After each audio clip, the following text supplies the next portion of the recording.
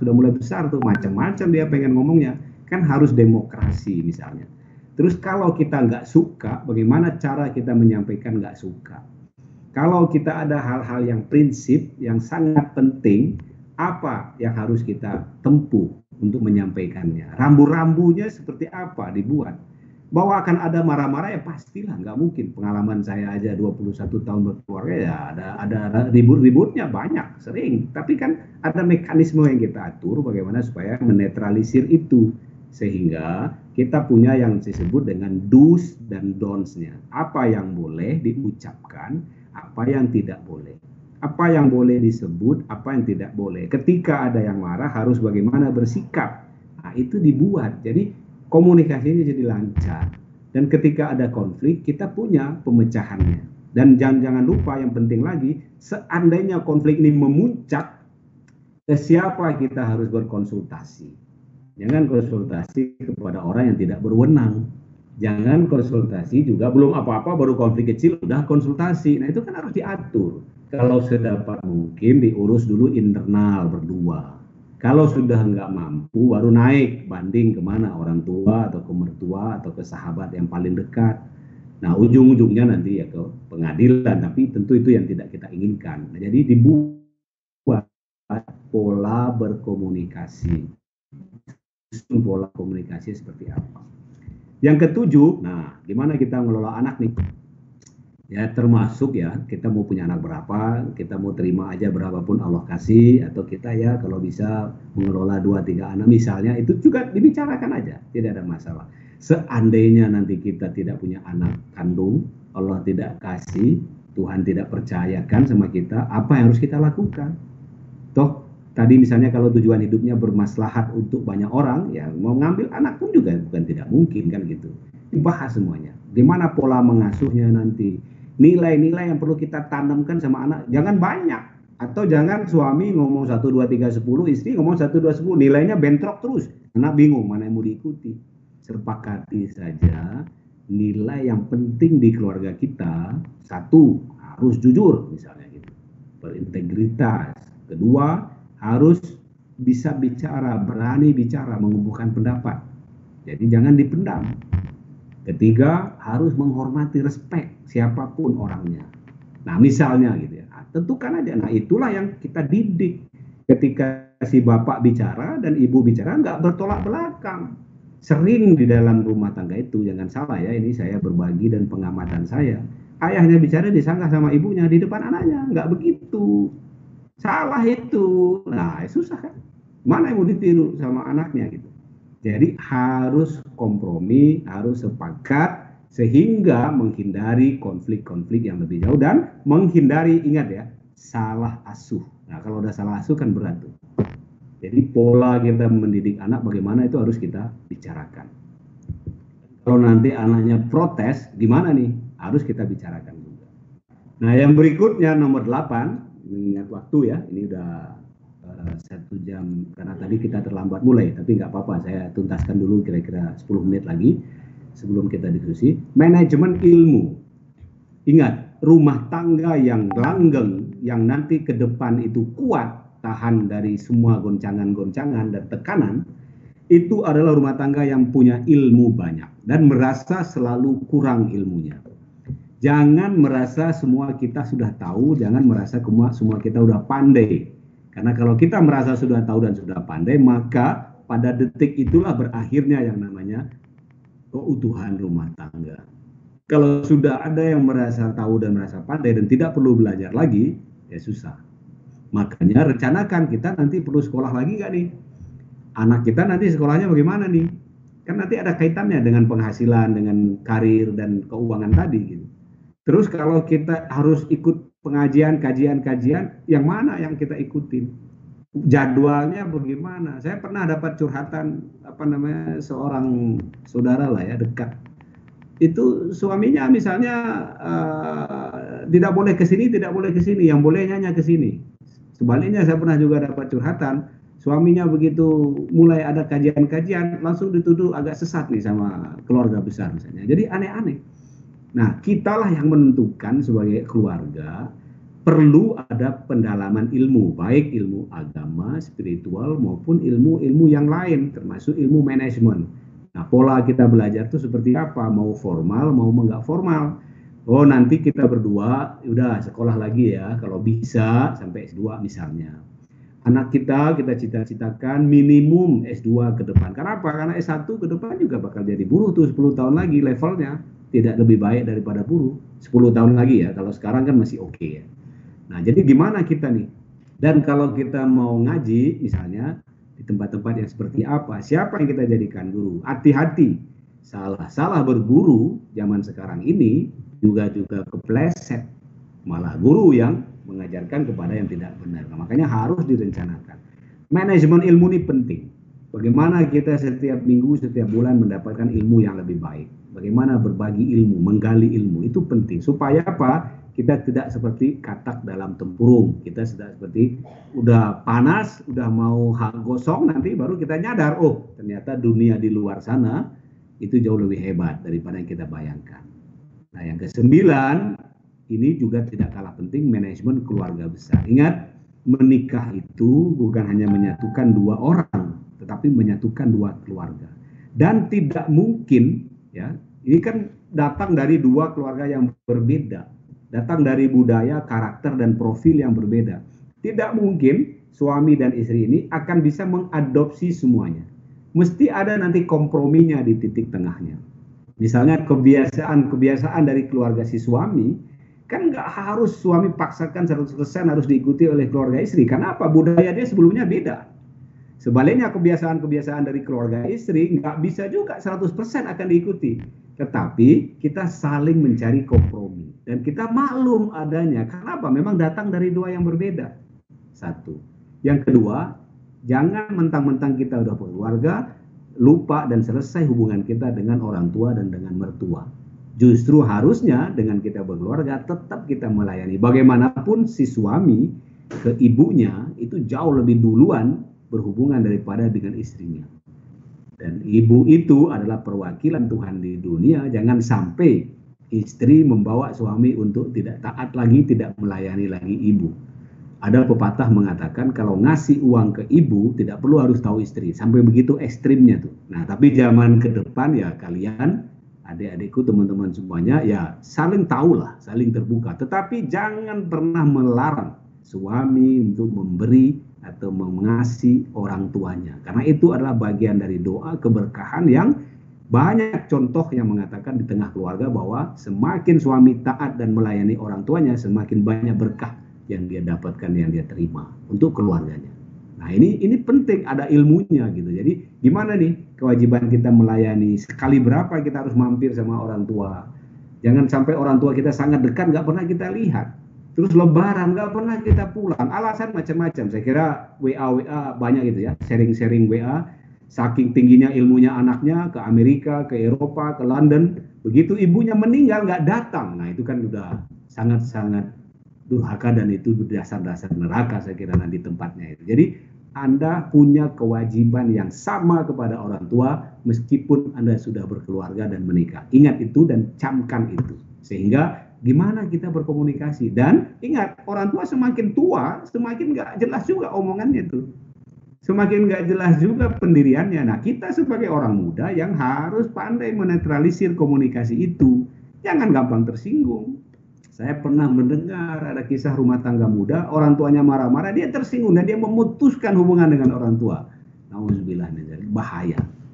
Nah, termasuk bagaimana nih kita memberi sama orang tua, mengelola tanda kutip campur tangan. Belum tentu orang tua itu pengen campur tangan, tapi karena tanda sayangnya, nah bagaimana kita bisa mengelola itu. Dan insya Allah nanti di video-video saya berikutnya itu akan banyak juga cerita-cerita tentang itu. Jadi oleh karena itu Anda pantau terus ya. Ini bukan promo, tapi memang saya berharap Anda memantau terus untuk WSC Channel itu supaya Anda ada guna dalam mengikuti forum ini dan bisa memanfaatkannya semaksimal mungkin. Nah, terakhir M10-nya adalah jangan menunda sedekah, manajemen berbagi. Ingat, pengalaman saya dan pengamatan saya, orang yang berikan keberkahan, kesehatan, kebahagiaan adalah orang yang mudah dan murah. apapun. Hari ini saya ilmu pengalaman. Nah, hari ini saya tidak bisa berbuat. Kalau umpamanya saya minta mendaftar sepasang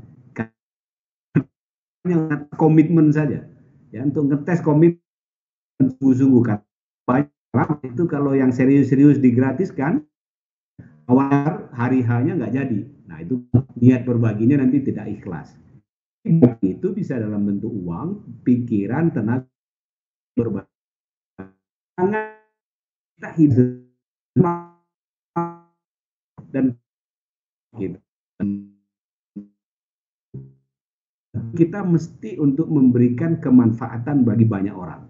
Makanya ada hadisnya, orang terbaik adalah orang yang memberikan kemanfaatan atau kemaslahatan bagi orang lain, yang lebih banyak memberikan kemaslahatan bagi orang lain. Jadi atur, rencanakan, dan jangan terlalu ikut formalitas. Sedekah itu cuma 2,5%, ya sampai kapan-kapan rezekinya nanti pun juga cuma 2,5%.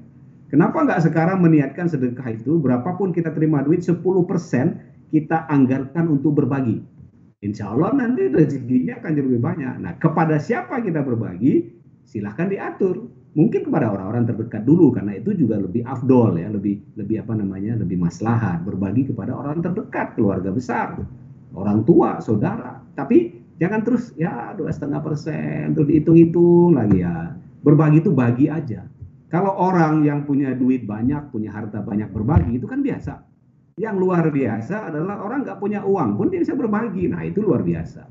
Dalam rangka mendapatkan kehidupan yang langgeng nanti ke depan dalam situasi yang tidak menentu ini, saya pesankan kepada adik-adik semua, kepada teman-teman semua, sering-seringlah berbagi sehingga kita bisa hidup lebih berkah dan lebih bagus ke depan. Nah, slide terakhir sebelum kita diskusi, saya ingin mengatakan kesimpulannya adalah satu, jelas landasan utama agar keluarga itu selamat adalah keimanan dan ketaatan kepada Sang Khalid, Sang Pencipta, yaitu Allah SWT, Tuhan yang Maha Kuasa.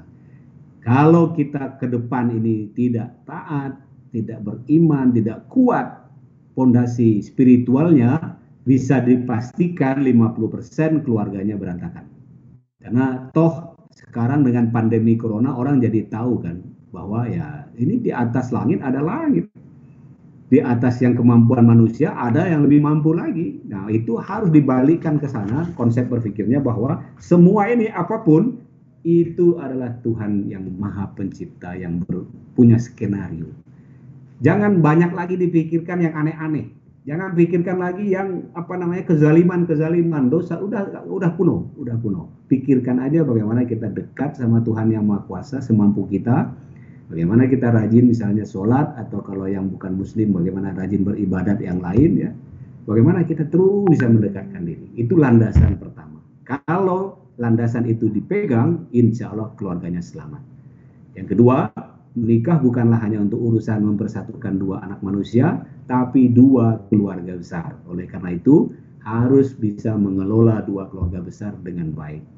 Doa-doa mereka, perasaan hati mereka, itu adalah keberkahan dan kemurkaan bagi kita yang berkeluarga. Kalau doa-doa mereka, hati mereka baik, doa mereka bagus, itu berarti keberkahan bagi kita. Kalau mereka merasa tersinggung, diabaikan, apalagi orang tua dan mertua, tentu itu sebuah kezaliman atau kemurkaan bagi kita untuk mengarungi keluarga ke depan. Nah, keluarga harus dengan ilmu, pengetahuan, pemahaman, dan keterampilan harus diasah terus, harus ditingkatkan untuk menyelamatkan keluarga kita. Dan menikah, ingat, jangan pernah mencari rumus menikah mencari kesamaan.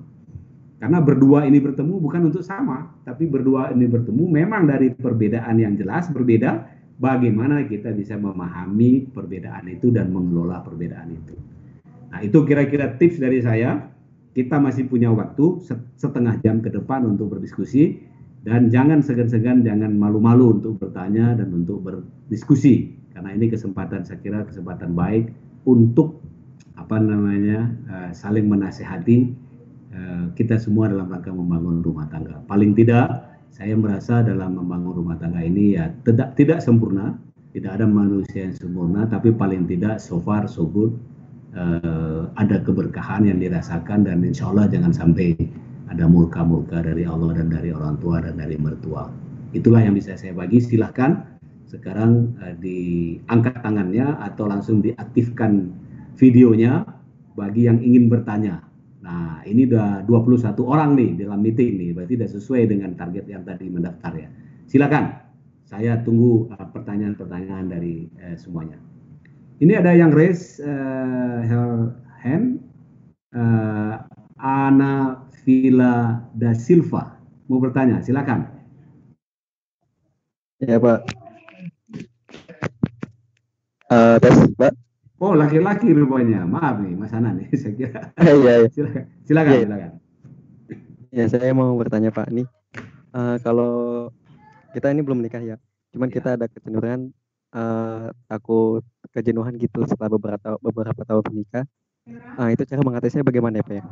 Oke. Jadi mengatasi kejenuhan ya? Iya Pak. Oke, bagus sekali pertanyaan dari Mas Anan, karena tadi itu yang 33 penyebab perceraian itu salah satunya adalah faktor bosan atau jenuh. Nah, supaya kita nggak jenuh gimana? Saya punya beberapa tips. Yang pertama, tadi itu, selalu refresh, selalu asah ilmu, pengetahuan, dan pemahaman kita. Karena semakin kita belajar ini kemana aja loh ya, tidak hanya belajar yang sifatnya formal nih, belajar dengan orang, belajar dengan alam, belajar dengan tumbuhan. Semakin kita belajar, semakin dapat ilmu baru, semakin kita merasa hidup kembali. Semakin kita merasa ingin mempraktekkan. Semakin kita merasa, oh ada sesuatu yang kurang. Nah, otomatis kan ada rasa penasaran-penasaran itu yang menghidupkan atau yang menghangatkan hubungan kita di tengah keluarga, menjadi tidak jenuh. Satu. Yang kedua, gunanya tadi kita buat perencanaan-perencanaan, itu kan bukan untuk selalu serius. Rencanakan juga yang namanya refreshing di tengah keluarga. Rencanakan juga yang namanya tour of duty, berbagi peran di tengah keluarga. Bisa saja loh, nanti kita ketika misalnya jenuh, nah yang nyetir sekarang ya istri sebulan ini, atau kita coba yuk mencari 1 juta bulan ini di luar sumber pencarian tetap. Jadi dibuat refreshment, penyegaran sehingga kita tidak jenuh untuk menghadapi situasi rutinitas, situasi yang itu terus seolah-olah business as usual. Itu tip yang kedua. Nah, tips yang ketiga dari saya, kita harus juga menciptakan challenge tuh. Jadi harus diciptakan juga, kan memang sudah bisanya dibuat visi, sudah buat rencana. Tapi kadang-kadang harus timbul kreativitas, yuk kita mau challenge apa nih? Apa panggilnya nanti nih? Mama, papa misalnya ya, atau ini misalnya, atau ibu kasih ayah challenge bulan depan. Apa challenge-nya? Apakah challenge-nya dalam konteks materi, apa challenge-nya dalam konteks keahlian, atau challenge dalam konteks hubungan dengan si sang istri misalnya. Sebaliknya, istri juga begitu, kasih saya tantangan nih, apa nih? Bisa nggak ibu sekali-sekali coba mencari uang 1 juta misalnya gitu. Nah, terus jangan dibalikin. Wah, kan tugas cari uang sama suami. Betul, tapi ini kan dalam konteks menghindari kejenuhan. Nah, tentu ada juga yang sifatnya kejenuhan yang ragawi, biologis, dan lain-lain. Nah, itu tentu sekali lagi perlu banyak kita lakukan dinamika-dinamika, variasi-variasi. Artinya, jangan monoton dalam hidup. Duduk misalnya di rumah tangga, di keluarga. Kan ada PW itu istilah anak muda sekarang, posisi wena itu kan. Jangan di situ terus. Ya sekali-sekali ganti dong. Terus imam misalnya, jangan bapak terus, sekali-sekali anaknya suruh jadi imam gitu. Terus kalau 2 tingkat tempat tidurnya sama istri, ya sekali-sekali ya istri cobain tidur di lantai dengan kasur darurat misalnya kan, suami di atas, sebaliknya suami di kasur. Jadi buat variasi di dalam kegiatan kita sehingga kita tidak jenuh. Yang kelima, tips dari saya, bergaullah. Karena kalau kita bergaul dalam konteks-konteks tertentu, kita akan sharing tuh. Ada persahabatan yang kekal, misalnya sama-sama sudah berkeluarga, ya kita saling mengunjungi, saling ngobrol. Nah, itu kan dalam rangka menghilangkan kejenuhan. Oh, ternyata bisa begitu ya. Ternyata caranya begini ya, sharing-sharing kita dengan bergaul ya, dengan bergaul. Jadi hidup kita tidak monoton, hidup kita tidak begitu saja, tidak mengalami kejenuhan. Kalau dibayangin, tadi kan saya bayangin 50 tahun ya, kebayang juga ya. 50 tahun itu, terus yang bakal dilihat nih gitu ya. Tetapi itu adalah fitrahnya, kalau pemikiran dan pemahaman kita sudah sama, landasan tadi ya, iman dan ketaatan, dan visi yang kita buat sudah sama, sepanjang visi itu belum dicapai, kita terus penasaran untuk mewujudkannya. Dulu dalam konsep bekerja, saya dulu juga begitu ya. Saya membuat visi dalam bekerja. Kalau visi saya belum capai, saya nggak pernah jenuh. Kenapa? Saya punya visi nih, saya punya tujuan belum tercapai nih. Nah, kalau bayangkan kalau kita nggak punya visi, kita nggak punya tujuan, tentu ya nggak punya arah. Lagi-lagi tadi hidup mengalir aja. Ya kalau hidup mengalir aja, ya udah mentok sana, mentok sini, nggak tahu solusi, akhirnya akan jenuh. Kira-kira gitu 5-6 tips dari saya, Mas Anan, apakah cukup menjawab atau ada yang perlu ditambahkan atau ditanyakan lagi? Cukup. Cukup ya? Oke, baik. Cukup, Pak. Ini ada Bang Rio juga mengangkat tangan. Silakan, Rio. Baik. Pengantin baru. Assalamualaikum. Ya. Assalamualaikum warahmatullahi wabarakatuh. Selamat malam, Pak. Ya. Mungkin ini pertanyaannya, Pak. Dalam membuat perencanaan, baik itu pun perencanaan mulai dari visi sampai segala macamnya, itu kan dalam perjalanan itu kan mengalami dinamisasi gitu. Misalnya banyak hal-hal yang mungkin tak terduga atau ada situasi-situasi yang menyebabkan kayaknya mungkin visi atau rencana yang sudah kita susun di awal itu perlu direvisi gitu. Nah, jadi mungkin itu mungkin pertanyaan saya itu bagaimana caranya kita melakukan perubahan itu, melakukan revisi dari rencana-rencana yang sudah kita buat di awal tadi, dan lalu bagaimana kita mengkomunikasikannya antara suami dan istri gitu. Baik. Jadi mungkin itu.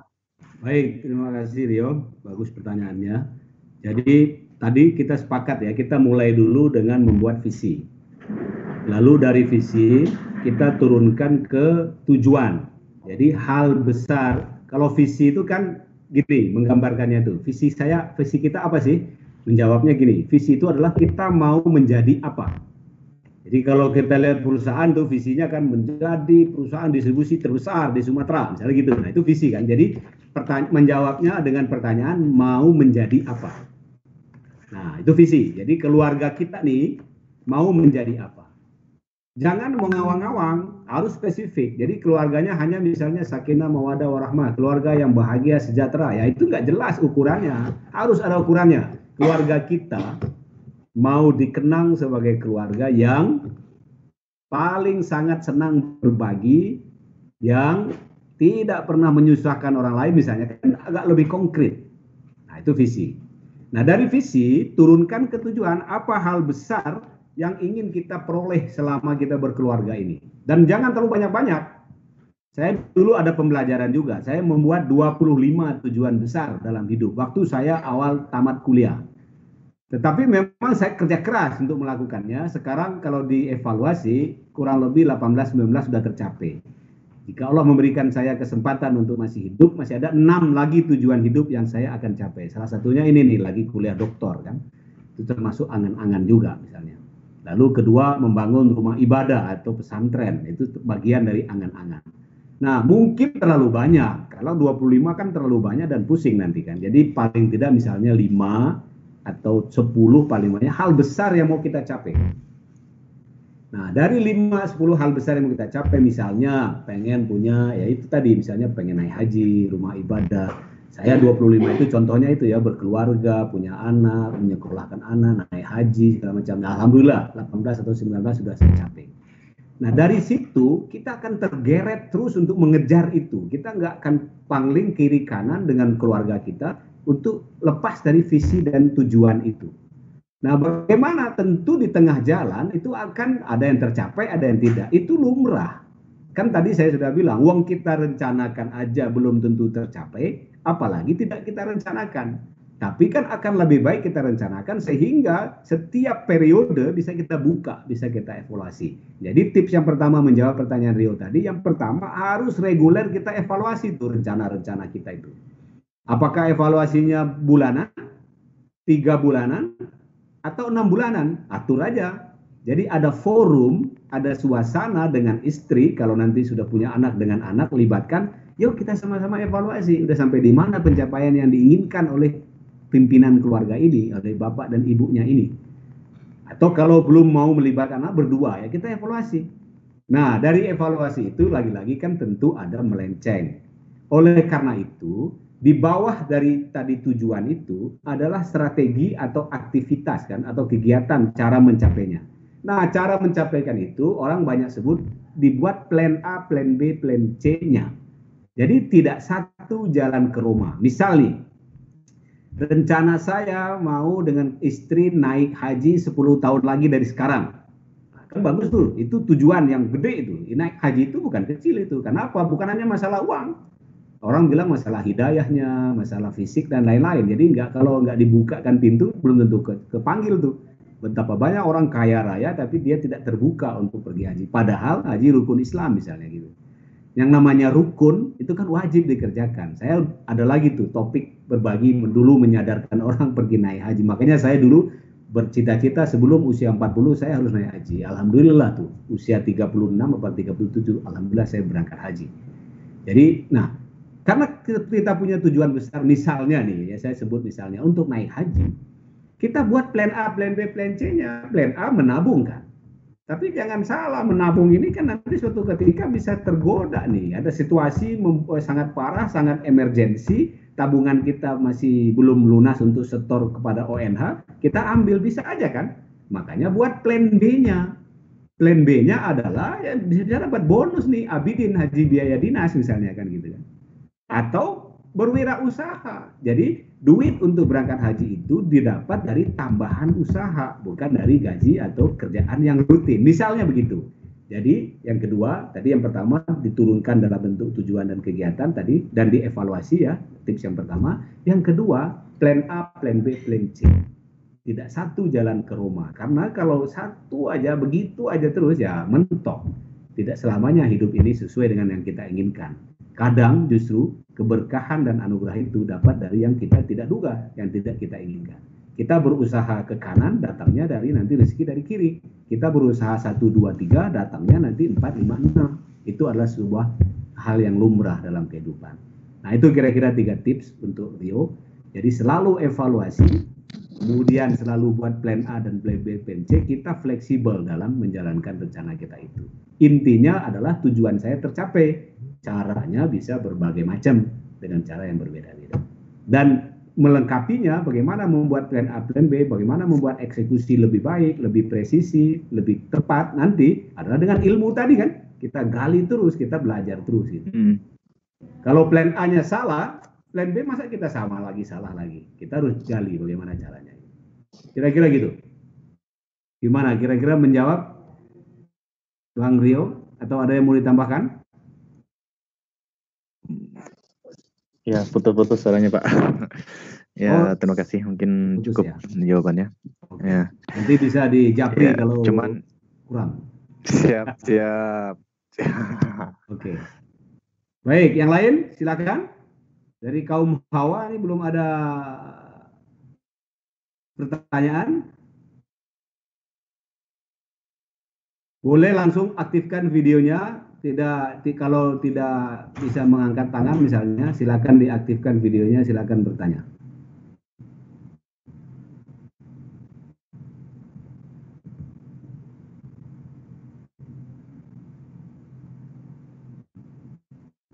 Silakan. Halo, ada yang bertanya? Oh, Waalaikumsalam. Ini Nakita ya? Iya Pak, Nakita. Ah ya, Nakita ngangkat tangan nih. Silakan. Iya, jadi ini mau tanya dari berdasarkan pengalaman Bapak aja kali ya. Ya. Jadi posisinya sekarang saya itu rencananya udah mau menikah dalam waktu dekat. Cuma sekarang saya itu masih student, master. Oke, masih student. Iya. Nah, terus saya pernah dengar nih katanya kalau misalnya mau nyari kerja itu katanya mending sebelum nikah aja, nanti susah kerja kalau udah nikah gitu kan, apalagi baru-baru nikah. Nah, saya mau nanya saran Bapak nih, gimana ya? Apa saya kerja dulu, abis itu nikah, atau gimana baiknya dari pengalaman Bapak, pandangan Bapak? Oke, yang pertama jawaban saya, nah kita konsep bekerja dan berkarya itu harus diperluas sekarang. Jadi konsep bekerja dan berkarya itu kan tidak melulu hanya misalnya nih jadi pegawai negeri saja. Tidak melulu juga hanya jadi pegawai swasta. Kan ada opsi lain juga, berwirausaha. Jadi saya selalu mengatakan, ini minggu lalu saya mengajarkan cara mencari kerja. 3 opsi berkarya dan mengabdi itu. Yang pertama adalah menjadi pegawai negeri, berarti mengabdi langsung untuk negara, termasuk pegawai BUMN. Yang kedua, mengabdi melalui secara tidak langsung mengenai perusahaan swasta. Ya. Yang ketiga, membuat usaha sendiri. Lagi-lagi, yang tidak boleh adalah yang keempat, pilih menganggur, do nothing, nggak ngapa-ngapain. Apalagi tadi saya buka kan, saingan ke depan susah, hidup semakin susah, kita nggak ngapa-ngapain, nggak produktif. Sayang banget kan, hidup kita nanti 60 tahun, 70 tahun nggak melakukan apa-apa, nggak mendatangkan apa-apa gitu. Nah, jadi pilihan 4 jangan dipilih. Nah, kenapa saya bilang horizonnya dibuka 3 pilihan ini? Supaya kita juga bisa fleksibel nanti. Andaikan misalnya, karena kan menikah ini sebuah sunatullah. Jadi jauh lebih mulia juga kita menikah. Dan menikah ini kan persoalannya persoalan jodoh, persoalan momentum. Kalau menikahnya ditunda-tunda, nanti akhirnya malah tidak ada yang mau dengan kita. Ada loh teman saya yang menikahnya masih kuliah. Bahkan kemarin saya dengar teman anak saya semester 2 menikah. Tapi pertimbangan-pertimbangan tentu lain-lain ya, beda-beda gitu. Dan boleh-boleh saja, kenapa enggak? Yang penting sudah cukup umur dan sudah punya ilmu, sudah punya pengetahuan. Jangan sampai enggak punya pengetahuan menikah. Jadi kalau ditanya tadi lebih baik menikah dulu atau kerja dulu, tergantung kepada tadi lagi-lagi visi kehidupannya dan pemahamannya tentang keluarga itu. Kalau sudah memahami bahwa berkeluarga itu rezeki dan bekerja itu kita bisa kelola dengan opsi-opsi yang tadi, tidak menutup kemungkinan setelah menikah pun bisa dapat kerja. Setelah menikah pun bisa jadi pegawai negeri. Tapi kalau masih agak khawatir, masih mungkin untuk menunda sedikit misalnya pernikahan itu, tapi jangan lama-lama, di-push untuk bekerja dulu, itu juga boleh. Bukan tidak boleh, tapi ingat dalam pekerjaan pun ada juga syarat nanti. Ada pekerjaan-pekerjaan tertentu yang menyaratkan 3 tahun pertama tidak boleh menikah dulu, nah itu nanti akan terikat. Nah, jadi tergantung ya, lagi-lagi passionnya nanti kemana. Yang saya ingin ajarkan adalah mencari rezeki, mencari uang dari 3 opsi itu untuk mencapai tujuan hidup kita. Jadi jangan dilimitasi kita harus bekerja untuk mendapatkan uang itu. Enggak juga. S2, S3 dengan mencari uang tidak linear selalu harus bekerja. Tapi kalau mau bekerja juga boleh juga gitu. Sama-sama mulianya. Nah, jadi kalau udah ketemu jodoh, lalu sudah cocok, udah udah paham, udah sama-sama punya rencana yang baik, nikah dulu boleh nggak? Boleh. Lagi pula, kan tanggung jawab nafkah itu kan ada di suami sebetulnya yang paling dominan, yang paling besar. Istri nanti melengkapi. Sekarang udah nggak zamannya lagi kita malu atau gengsi, saya S2 nggak kerja. Saya kasih contoh nyata, istri saya ketika tamat S2, dia langsung mendeklarasikan, bukan karena saya, bahwa dia akan di rumah saja untuk mengurus, mendampingi anak-anak. Alhamdulillah sampai sekarang. Tetapi gimana dong S2? Nggak apa-apa. S2 itu kan tadi dalam rangka mencari ilmu. Nah, itu opsi kan. Nah, opsi berikutnya kan juga bisa menikah dulu, tamat S2-nya, lalu nggak kerja. Membuat usaha mulia juga, bagus juga. Lagi-lagi untuk mencari uang, mencari nafkah, untuk mencapai tujuan. Ingat, yang penting itu tujuan kita bukan uang, uang itu alat. Nah, banyak juga contoh yang menikah dulu dapat kerja. Setelah tentu setahun, 2 tahun setelah dia proses kelahiran anak dan lain-lain. Jadi dia agak bersabar. Jadi itu sebenarnya opsi-opsi saja anak kita. Tidak ada yang perlu dikhawatirkan, tidak ada yang perlu diragukan. Jalani dengan keyakinan yang utuh. Mana yang lebih prioritas?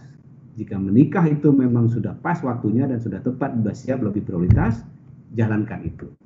Berarti prioritas kedua nanti adalah mencari kerja. Itulah gunanya saya bilang buat perencanaan tadi.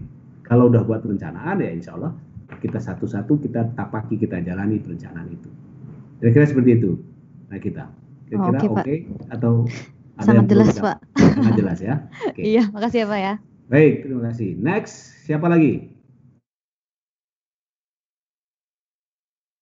Tadi anak tuh memunculkan itunya saya lihat. Oh ada Arkani Deni sama Bintang D20. Kalau mau keluarin video boleh, nggak keluarin juga nggak apa-apa. Cuma saya nggak tahu siapa yang bertanya kan. Kalau nggak lihat wajahnya calon pengantin, saya nggak lihat kan. Silakan Arkani, ini bunganya aja baru kelihatan nih.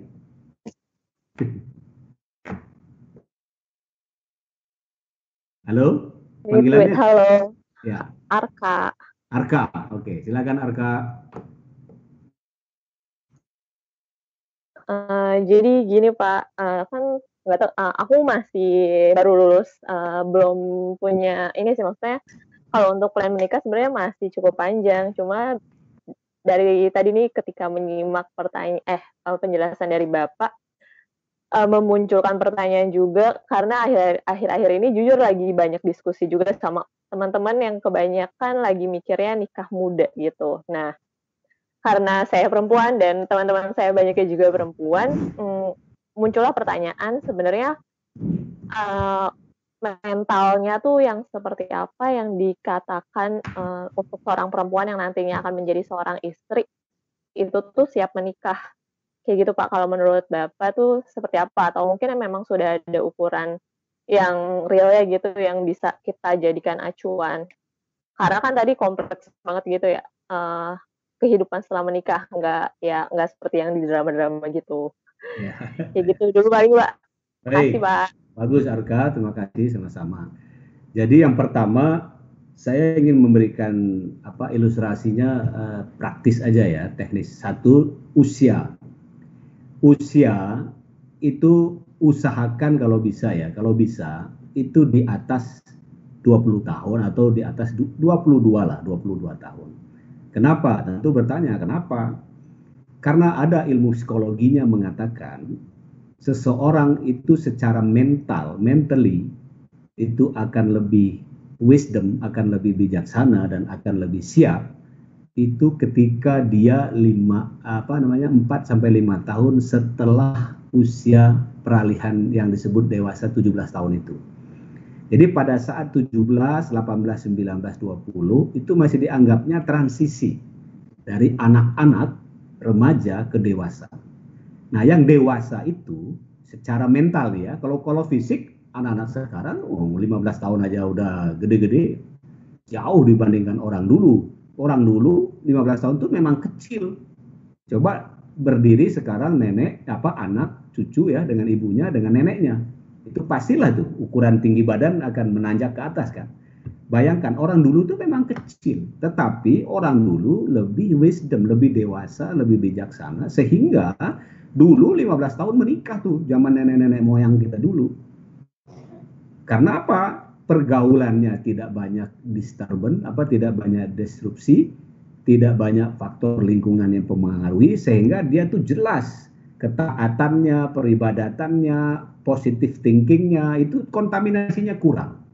Nah kalau sekarang kan banyak. Mohon maaf, mungkin saya salah. Sampai tamat SMA yang ada dalam otaknya orang sekarang kan cuma main game aja, main-main aja. Nggak pernah ada serius-serius bicara begini kan. Udah kuliah baru mulai, kuliah pun masih main game online tuh, bayangin tuh. Nanti ada lagi cerita saya tuh, training yang lain ya. Saya bilang sayang amat hidup hanya untuk urusan game online. Sementara, jadi saya sering cerita begini ya, sedikit saya singgung. Kalau ada 10 orang bersahabat, sama-sama pinter, sama-sama sekolah, sama SMP, SMA, sama kuliah, sama bekerja, dan akhirnya dari 10 orang itu 2 orang yang sukses, 8 orang yang enggak, bukan karena 2 orang itu pinter, lebih pinter. Enggak, pinternya sama itu. Tetapi karena 2 orang itu lebih menghargai dan memanfaatkan waktu dan lebih mengerti tentang rencana kehidupannya ke depan. Itu aja bedanya. Jadi saya dulu waktu kerja 15 tahun, kerja diajak teman-teman sarapan, saya ikut sarapan, tapi saya cuma 15 menit, yang lain ngerumpi sampai 2 jam. Saya bilang terserah, itu kan pilihan hidup dia. Dan bukan dalam konteks menyombong ya. Jadi ada namanya berbagi itu dalam konteks memotivasi ya. Saya katakan selalu saya cepat naik pangkat daripada mereka. Kenapa? Mereka waktunya diisi dengan rumpi-rumpian kok. Diisi dengan keluhan-keluhan, tapi saya stick kepada jadwal saya. Saya stick kepada kehidupan yang saya sudah buat, rencana yang saya sudah buat. Saya bilang usia sekian saya harus punya ini, harus begini, harus begini. Jadi hanya orang yang memahami konteks kehidupan itu dan yang memanfaatkan waktu dengan baik. Nah, jadi tadi secara teknis, usaha kalau udah di atas 20 atau 22, sebetulnya sudah layak untuk menikah bagi perempuan. Nah, yang kedua, pengetahuan atau mental yang bagaimana sih? Yang jelas ada 3. 1, mental harus menerima realita kehidupan ketika dia sendiri dengan berdua itu berbeda. Itu dia harus punya. Jadi egonya udah harus bisa dikontrol. Ketika belum bisa ngontrol ego ya jangan nikah dulu. Kan mohon maaf nih, selalu bercanda kalau perempuan nggak mau, jangan begini, jangan ini. Itu dengan sendirinya Anda masih memelihara ego.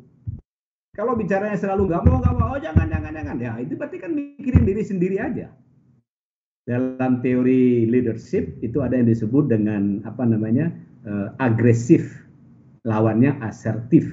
Kalau agresif itu pemikiran atau concern dia terhadap diri sendiri jauh lebih besar daripada concern dia kepada orang lain.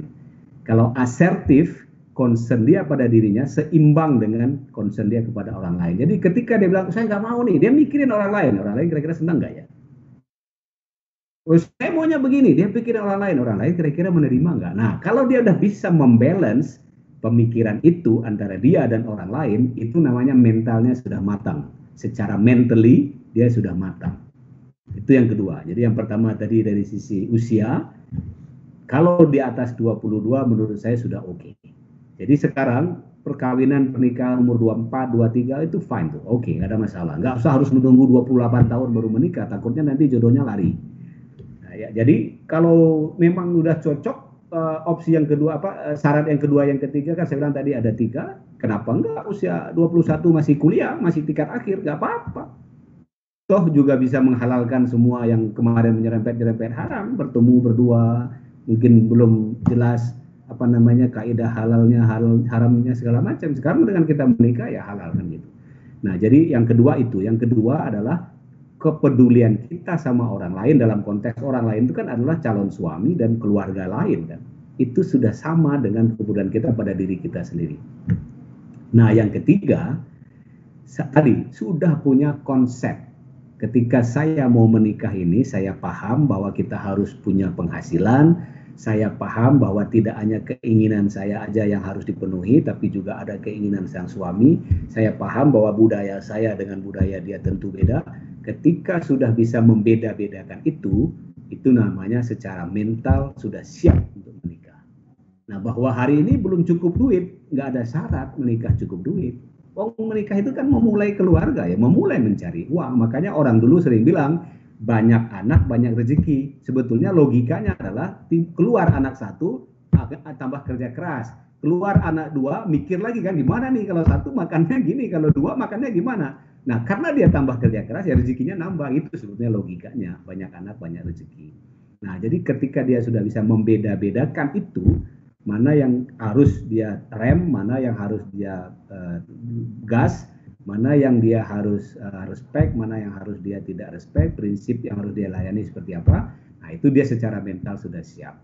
Jadi 3 itu menurut saya yang paling penting Arkani. Yang pertama secara usia, menikah usia muda tuh kalau di bawah 22 menurut saya ya masih muda. Kalau udah di atas 22 harusnya sudah oke. Apalagi tadi minimum 20. Yang kedua, dia sudah punya kepedulian yang seimbang antara dirinya sama orang lain, concernnya. Jadi mikirnya itu udah berdua, bukan mikirnya sendiri. Nah, yang ketiga, dia udah bisa tuh beda-bedakan antara prioritas dalam kehidupan, target-target yang mau dicapai, logika-logika, tidak semuanya usaha ini akan menemui hasil. Jadi jangan terus dorong suami, gimana sih suami ini badan aja gede. Nah, itu kan bahaya, itu namanya belum dewasa secara mental.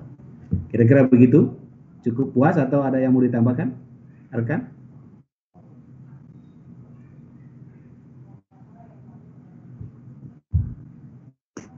Cukup, Gimana? Cukup, Arka? Pak. Oke. Sip. Terima kasih sama-sama. Tadi siapa tadi ya yang saya sebut lagi? Bintang 20. Cukup, Pak. Terima Oh, banyak. kasih. Ya, makasih. Bintang?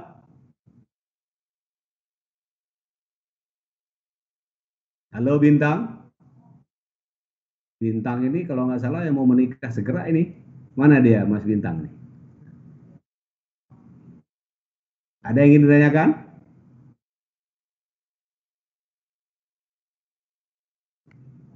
Atau ada yang lain dulu? Silakan sambil nunggu Bintang.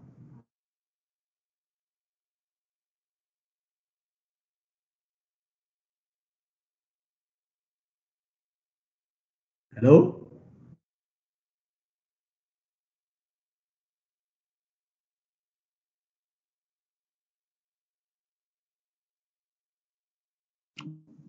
Halo Udah Pak, ada? Assalamualaikum. Waalaikumsalam. Siapa ini? Oke, perkenalkan Pak, saya Agung Pak. Oh, Agung. Silakan Mas Agung. Oke Pak, ini Pak, saya tertarik untuk membahas masalah manajemen keluarga besar tadi Pak. Oke. Saya ada rencana Pak untuk menikah tahun ini. Namun karena kondisi sekarang wabah dan keluarga kami cukup berjauhan, jadi ada perbedaan pendapat dari masing-masing keluarga. Salah satu keluarga berpikir kalau hal baik itu jangan ditunda-tunda. Tapi salah satu keluarga lagi berpikir, loh kenapa harus buru-buru? Lebih baik menunggu aman dulu gitu kan. Nah, kalau menurut Bapak bagaimana Pak untuk mensinkronkan dua pemikiran ini? Jadi kan karena keluarga besar ini cukup ramai gitu Pak, jadi agak susah untuk dipenuhi semua keinginannya gitu kan Pak ya. Untuk menyatukan dua kepala aja susah gitu, apalagi dua keluarga besar gitu ya Pak. Oke. Baik. Minta pendapatnya Pak. Bagus pertanyaan dari Mas Agung, ini sangat kontekstual ya, sesuai dengan sekarang pandemi ya. Yang pertama, yang paling prioritas untuk bersepakat itu adalah dua keluarga langsung ini, calon mertua dan orang tua kita. Itu yang intinya ya, itu harus sepakat dulu, mau tidak mau harus sepakat. Sebelum sepakat, diskusi terus. Nah, cara diskusinya bagaimana? Apa yang menjadi concern dia, pertimbangan dia, calon mertua, apa yang menjadi pertimbangan kita. Buat meeting online, ya kan? Kalau nggak bisa ketemu, tapi saya rasa kalau dua keluarga, kalau udah tahu sama-sama imun bagus, ya kan? Sama-sama sudah isolasi, harusnya bisa ketemu lah ya, bisa ketemu. Tapi kalau nggak bisa, ya udah meeting online ya, kita pikirkan.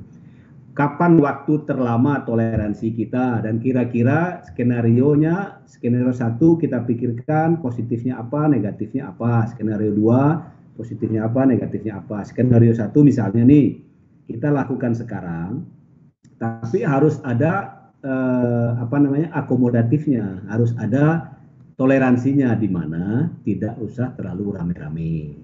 Kenapa? Secara peraturan pemerintah PSBB belum boleh, dan secara KUA pun saya dengar itu menunda tuh, moratorium. Mungkin di sebagian tempat, terutama zona merah. Kalau zona hijau kayaknya sudah boleh ya. Tapi zona merah, kantor KUA pun tidak menerima pencatatan pernikahan sementara. Itu saya pernah dengar itu. Nah, jadi kalau kita lakukan sekarang nih, sekarang ini ada pro-nya, ada positifnya, ada negatifnya. Negatifnya mungkin akan ada batasan-batasan mengumpulkan orang, akan KUA nggak hadir. Tapi kalau muslim, belum hadir KUA pun sementara nikah secara agama aja juga udah boleh, itu juga bisa alternatif kan, kalau memang kita mau lakukan sekarang. Jadi keuntungannya apa, kemudian mungkin sedikit tanda kutip disadvantage ya, disadvantage atau kekurangannya apa. Skenario kedua, kita tunda, dengar-dengar dari pemerintah 2 bulan lagi bakal normal ya, bisa nggak kita tunda 2 bulan lagi, toh juga sekolah baru mulai, kalau kita undang semua keluarga besar juga mungkin masih dalam kondisi libur dan lain-lain, dan itu juga kemudahan karena dalam situasi libur-libur baru mulai kerja, mungkin cuti-cuti segala macam masih bisa lebih mudah. Skenario ketiga kita tunda sampai mungkin akhir tahun misalnya gitu. Nah, jadi dibuat skenario-skenario sehingga keluarga inti ini sepakat. Nah, kalau keluarga inti sudah sepakat, barulah masuk kita kepada tips yang kedua. tips yang kedua apa? Masing-masing keluarga inti punya beban dan tanggung jawab mensosialisasikan kepada keluarga besar. Jadi Mas Agung dengan orang tua bertanggung jawab mendamaikan, mengkondisikan keluarganya Mas Agung. Kan keputusan sudah kita buat nih. Kemudian calon mertua dan calon istri bertanggung jawab mengkondisikan kepada calon istri. Dengan cara apa mengkondisikan itu? Kita udah punya beberapa pertimbangan, kita beberapa skenario. Akhirnya dengan mempertimbangkan dan melihat situasi begini, kelebihan dan kekurangannya, kami bersepakat, insya Allah kalau sama-sama kita dukung, kami sepakat untuk memilih tanggalnya ini. Nah, harusnya secara kemanusiaan dan secara keluarga besar, mereka akan sami'na wa ata'na, itu mereka akan ikut. Karena apa? Nggak, kita pokoknya ini ditunda tanggal sekian, dia nggak tahu dasarnya. Jadi cara mengkomunikasikannya itu harus dikasih tahu dasarnya, kasih tahu skenario-nya tadi. Memang kita buat 3 skenario nih. Kalau kita kerjakan sekarang, kelebihannya apa, kekurangannya apa. Kita kerjakan 2 bulan lagi, apa. Kita kerjakan ini, apa. Nah, akhirnya kita tunda. Lagi pula kita mesti menunggu ini. Jadi selalu ada hikmah di balik persoalan. Itu yang paling harus kita pahami. Selalu ada kesulitan itu bergandeng atau bersanding dengan kemudahan. Di balik kesulitan pasti ada kemudahan. Kalau dah yang nonton channel YouTube saya, selalu di akhir saya tutup begitu. Kenapa? Itu janji Tuhan itu. Itu sebuah sumpah dan janji dari Allah Subhanahu wa taala. Anda tidak akan hidup dalam kesusahan saja. Makanya orang yang punya masalah bertekad untuk mencari solusi dan yakin ada solusinya. Jangan kita panik. Karena jangan juga kita ada 20 keluarga besar, ke 20-20-nya kita pertimbangkan, nggak bisa. Dari 20 itu kita kelompokkan. Yang setuju sekarang dasarnya apa? Kelebihannya apa? Kelemahannya apa? Yang setuju di 2 bulan lagi apa-apa? Yang setuju. Nah, itu diramu. Lalu kita dapat kesimpulan. Itu kira-kira Mas Agung. Jadi sepakati dulu di keluarga inti ini. Kemudian punya tanggung jawab untuk mensosialisasikan masing-masing ke keluarganya. Ketika kita sudah sepakat dengan keluarga inti ini. Apakah cukup menjawab Mas Agung? Oke, baik Pak. Makasih banyak jawabannya Pak.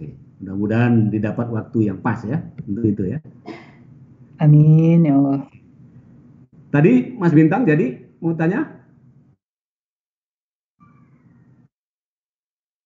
Atau nggak jadi? Silakan satu lagi kalau ada yang mau tanya sebelum kita tutup sesi ini. Kalau masih ada.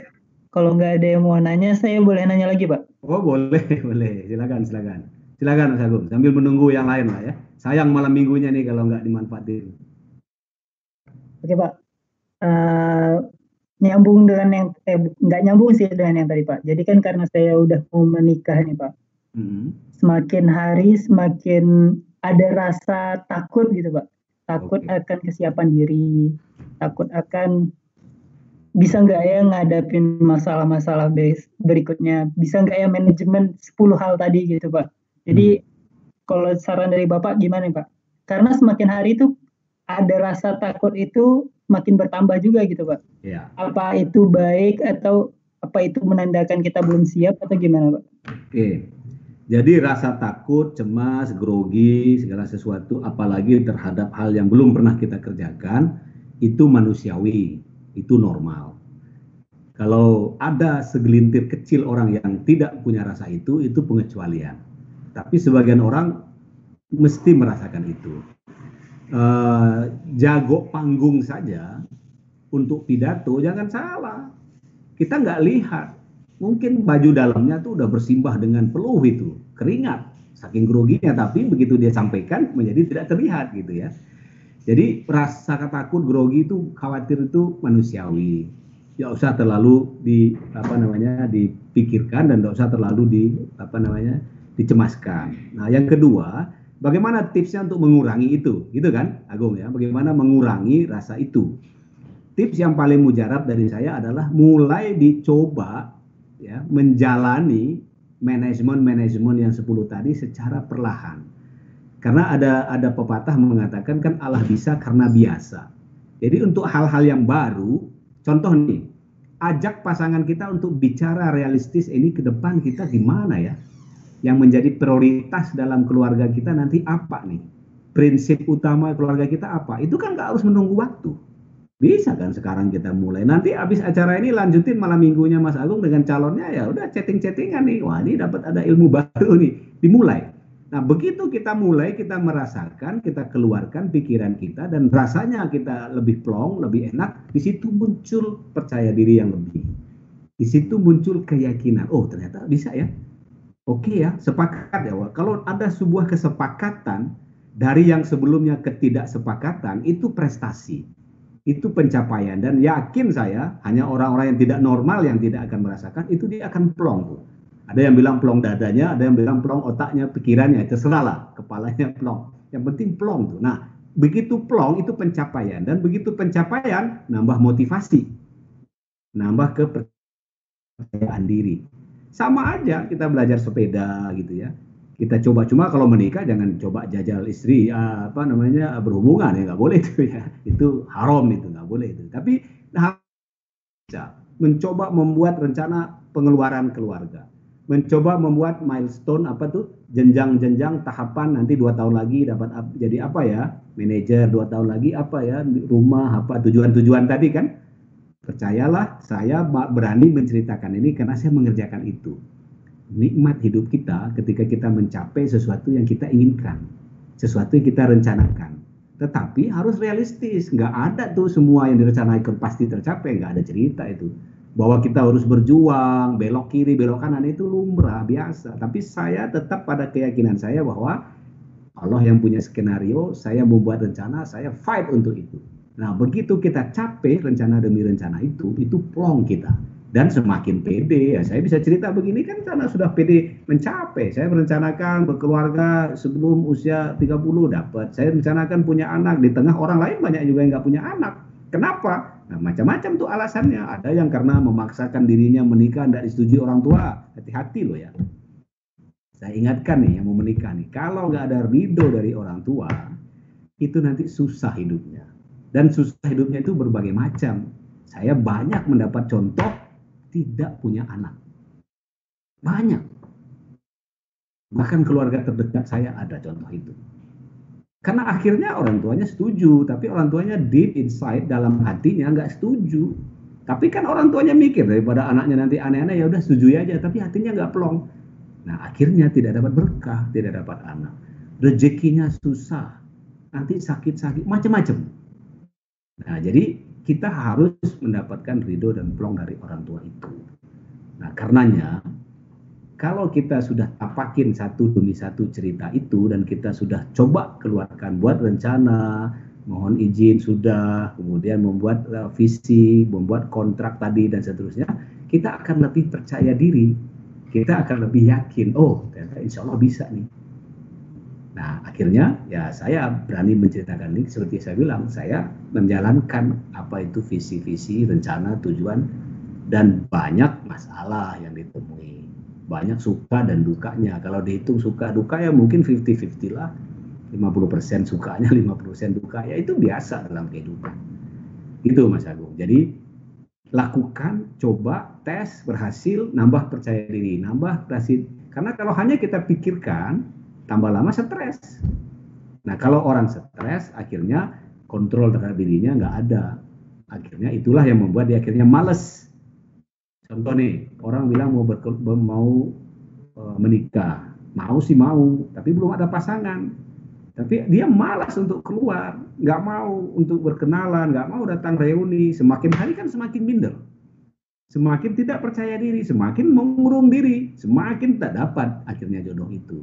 Kalau saya kasih teori sebaliknya. Kalau hari ini Anda bertekad untuk mencari jodoh dan belum dapat, di semua kanal media sosial, di semua kanal persahabatan yang Anda miliki, sampaikan dengan tegas, aku butuh jodoh, bantu aku dong. Ngapain takut-takut? Sama juga kalau kita cari kerja, nggak dapat cari kerja, terus minder ada reunian. Kalau saya balik. Datang reuni, minta waktu pidato ke depan. Teman-teman, hari ini aku nggak dapat kerja. Bantu dong, masa kalian semua ratusan orang di sini nggak bisa bantu? Itu namanya mentality orang maju. Dibalik cerita itu. Jadi jangan malah negatif. Wah, itu reuni, nanti komen kan di grup, wah itu reuni pasti akan menceritakan keberhasilan dia kan, kerjanya kan, prestasinya kan, ya itu namanya tanda tak mampu. Jadi negatif aja terus itu. Akhirnya apa? Dia nggak pede, akhirnya minder, akhirnya ya betul nggak dapat kerja, betul nggak dapat jodoh, betul nggak dapat berkah apa-apa gitu. Nah jadi ini masalah paradigma pola pikir. Makanya PT saya judulnya 3 positif paradigma nih teman-teman. Itu adalah pola berpikir 3 positif. 3 positifnya. Berpikir positif, bertindak positif, insya Allah berakhir positif. Itu aja yang kita pikirin. Jadi yang negatif-negatif kita nggak pikirin. Saya banyak sekali mengajarkan penjualan, marketing. Banyak orang bilang, wah nanti nggak bisa jual, gimana Pak? Yang nggak bisa jual nggak usah Anda pikirin. Yang Anda pikirin bagaimana supaya bisa jual. Nah gitu aja tuh polanya ya, mentalitasnya gitu. Gitu kira-kira Mas Agung. Mudah-mudahan puas dengan jawabannya. Oke Pak, makasih banyak ya Pak. Oke. Jazakallah. Assalamualaikum. Waalaikumsalam warahmatullahi wabarakatuh. Tadi Ana menunjukkan wajahnya mana nih? Ana mau bertanya atau enggak? Kalau enggak ya kita tutup nih. Ana, mana dia nih? Alhamdulillah udah terwakilkan Pak. Oh udah terwakilkan. Nah tuh dibuka videonya. Ini Ana mau mencari jodoh loh ya. Jadi kalau ada yang belum dapat. Udah ada ya Ana ya. Baik, teman-teman semua, jadi sudah tanpa terasa, sudah pukul 21.45 di jam saya. Rasanya banyak yang harus kita bicarakan lagi, tapi waktu juga membatasi. Mudah-mudahan sharing dari saya ini tidak rugi Anda mengikuti forum ini. Mudah-mudahan ya kelihatannya serius, tapi santai, tapi paling tidak saya ketika nanti di kubur, ketika di padang mahsyar ditanyakan apa yang Anda lakukan untuk membuat orang-orang lebih siap dalam pernikahan, saya sudah bisa jawab. Saya pernah mengadakan sesi training online tentang nasihat pranikah. Nah, jadi mudah-mudahan ya ini menjadi amalan dan mudah-mudahan ada yang bisa untuk kita ambil manfaat atau pelajaran dari sini. Terima kasih banyak semuanya. Assalamualaikum warahmatullahi wabarakatuh.